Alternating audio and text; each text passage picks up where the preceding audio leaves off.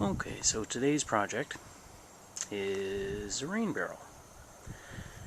And the rain barrel is really going to be just a warm water barrel. It's pitch black. I paid $10 for it. And I'm going to use it to have showers with this summer at my cottage.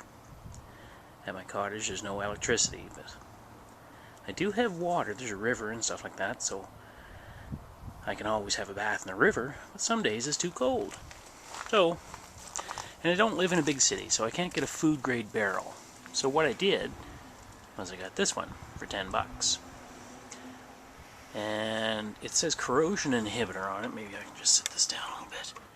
It says corrosion inhibitor on it. However, it's totally empty, and the solvent for the corrosion inhibitor is methanol, or methyl alcohol. Sometimes that's called methyl hydrate.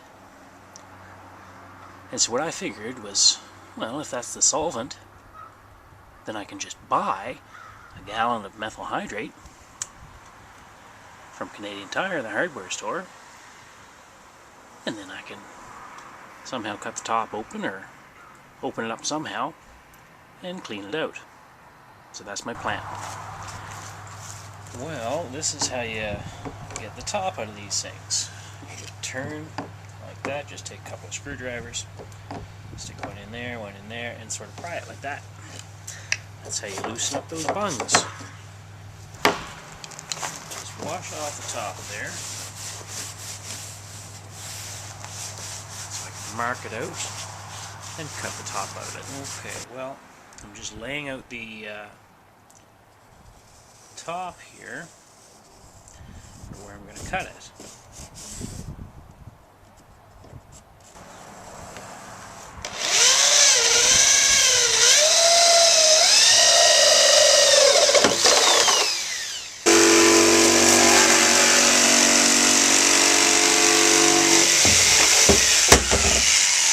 In there, I'm hoping I can fit my body in there so I can clean it out really well, and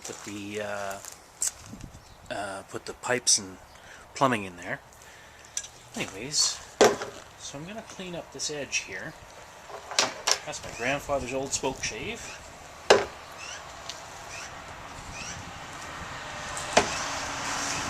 This way so that I can hopefully save those bungs. I'd like to keep those so that I can open and close it, and I'll patch this top bit and make it all waterproof so the leaves and stuff don't get in. And I'll use one of these to fill it up with and then close it off.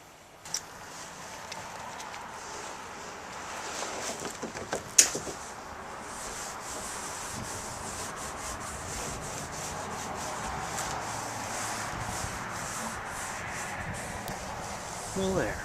It's clean as a whistle in there. I don't know if you'll be able to see it or not. Anyways, I've rinsed it all down with methanol. That's methyl alcohol. That was the solvent. And it's spotless in there. Since methanol is also soluble in water, I'm going to take soapy water and wash it all out inside too. Okay, well, I've given it a bath inside and out. I took off the label. Used a heat gun because they're really sticky. And then I used acetone because it's a solvent for the gum that's behind labels. Anyway, so now it's all pitch black. Okay, clean. So I'm going to use this right there, and that's going to be what I'll hook my plumbing to. Notice it's threaded on the inside, it's threaded on the outside as well. Oh, that, which for some reason is a right-hand thread, which is weird. Anyways, so I measured it like that. And then I got a bit, which is about the right size. And I'm going to drill a hole right about there. The objective here is that it lays flat against the side of the wall, so that way it'll seal up really good.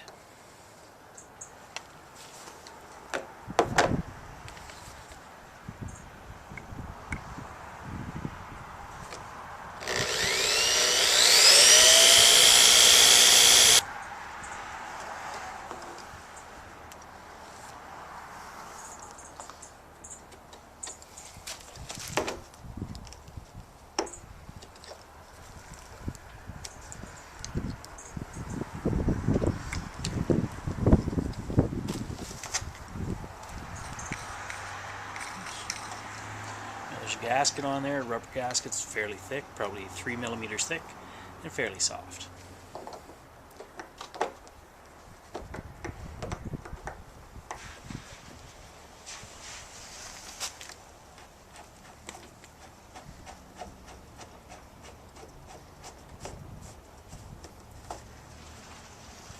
Okay, now I'll go inside and thread that on.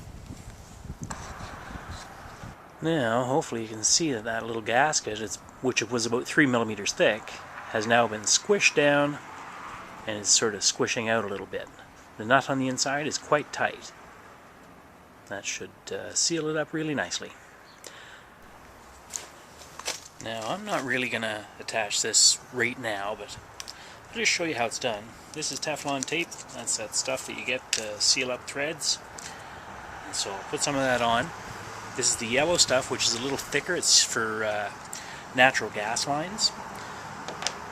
The way you put it on is you wrap it in the same direction as you would thread something onto the threads.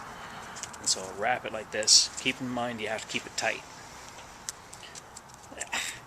Like so tight that you stretch it a little bit. Not much, but a little bit. Whoops, starting to unthread on me. Anyways. There. One wrap will do. A couple of wraps is good enough. Regardless, it melts a little bit or squishes or something. It seems to weld together, and that'll seal it up really tight.